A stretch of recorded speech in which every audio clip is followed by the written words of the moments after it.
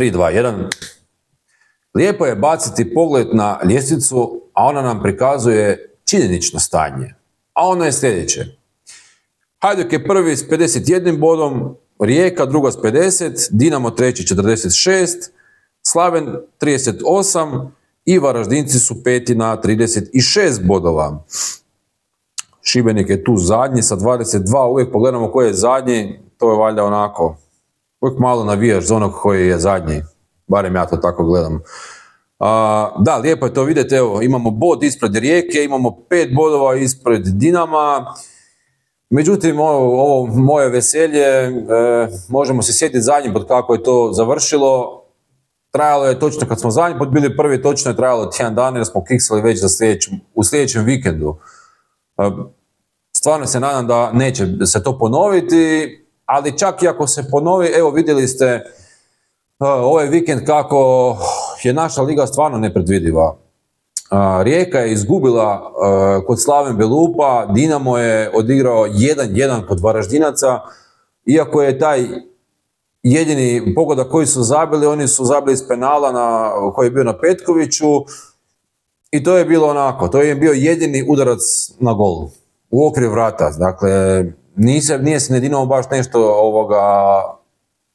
pokazao sa prikazanim prilikama. Mogli bi mi raspraviti o tome kako je na Petkoviću bio penal, a slični kontakti postoje na Kaliko gdje Čulina nije dosudio penal za Hajduk. To prepuštam vama. Bitno smo mi taj Šibenik pobjedili. Poništen je onaj pogodak Rakitića, što je isto sumnjivo, ne znam stvarno kako se te linije vuku, ali evo, vuko se kako kome odgovara. Što se tiče inače još naše utakmice sa Šibenikom, čovjek utakmice apsolutno bio gospodin Ivan Rakitić. Kakvo golčino je zabio, išao sam pogledati još nekoliko puta, sa tih 17 metara, znam, mnogi kažu, prebaciš zid i to je gol. A da, samo što Rakitić nije prebacio gol, nego je, on je baš, lopta imala silinu, imala je onaj felš, da je bio ovakav udarac na 25-30 metara, vjerojatno bi isto bio gol. Tako da, Rakitić je to majstorski zbilja pogodio. Što se tiče naših naših igrača, Rakitić je zasluženo bio i čovjek utakmice sa 7,9 ocjenom. Livaja dobio 7,2, Krovinović 7,4, Rusin 7,6, isto jako dobra ocjena. Od posljednje linije, iako su Josip Eles i Dominik Prpić dobili 7,3 i 7,4, meni osobno fantastičnu utakmicu odigrao Niko Sigur.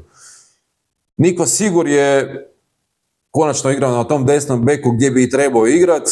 Dobio 7,1, po Sofi po meni puno više. Evo, Diallo je čak dobio isto 7. Jako dobre ocjene svih. Nekako najnižu ocjenu od prve 11 dobio je Šego, 6,5. Da, njemu su malo nekako nišanske sprava, nije mu bilo baš najbolja. Možda ne baš neka njegova najbolja utakmica, ali u redu.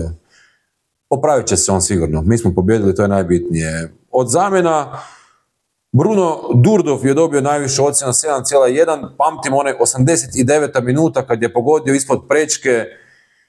Golman Šibenika to uspio izvući. Durdov je stvarno pravi igrač. Biće sljedeće sezone još bolji. Evo, nadam se samo da će ostati, to je najbitnije. Više od ovih igrača koji nisu dobili priliku su Rokas Pukštas i Šimon Hrgović. To mi je malo onako krivo, što Pukštas konkretno ne dobiva više prilike. Da smo možda poveli 2-0, možda bi Gennaro Gattuso mogao i razmišljati da obaci recimo Marina Skelina umjesto Eleza. To su nekakve zamjene koje bi imale smisla, pa da ga lagano uvodiš, da to ima nekako, da ti momci dobe malo prilike. Nama je sljedeća utakmica Slaven Belupo, to je utakmici ću više u četvrtak. I evo, ovo je ono što sad u ovom tjednu, ja mislim da naš mister Gennaro Gattuso jednostavno mora pronaći taktiku i već onda razmišlja sigurno o tome kako pobijediti Slaven Belupo. A kako pobijediti Slaven Belupo, pišite u komentaru, a mi se vidimo svakako u četvrtak, sutra možda još jedan video. Vidimo se, bye bye!